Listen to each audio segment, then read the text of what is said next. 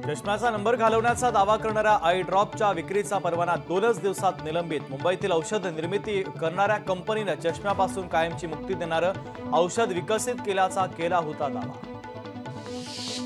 राष्ट्राध्यक्ष पदाच्या निवडणुकीच्या पहिल्याच ओपन डिबेटमध्ये कमला हॅरिस डोनाल्ड ट्रम्प यांच्यावर भारी व्यापार, गर्भपात, रशिया युक्रेन युद्धासह अवैध घुसखोरीच्या मुद्द्यावर ट्रम्प यांना घेरलं। इलेक्ट्रिक वाहन खरेदीचा विचार करणाऱ्यांसाठी आनंदाची बातमी। केंद्र सरकारच्या 10,900 कोटींच्या योजनेला मंत्रिमंडळाची मंजुरी।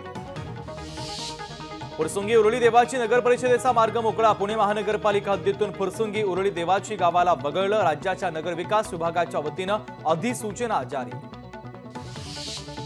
नमाजच्या अगोदर मंदिरातील वाद्य लाऊडस्पीकर बंद करावे। बांगलादेशात मोहम्मद युनूस सरकारचं नवं फरमान।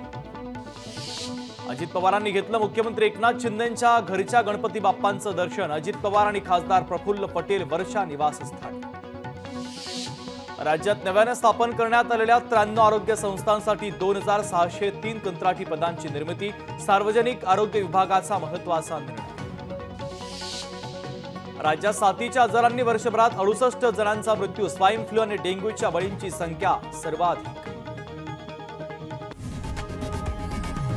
लोकशाही मराठी ऐका, पहा, जागरूक रहा।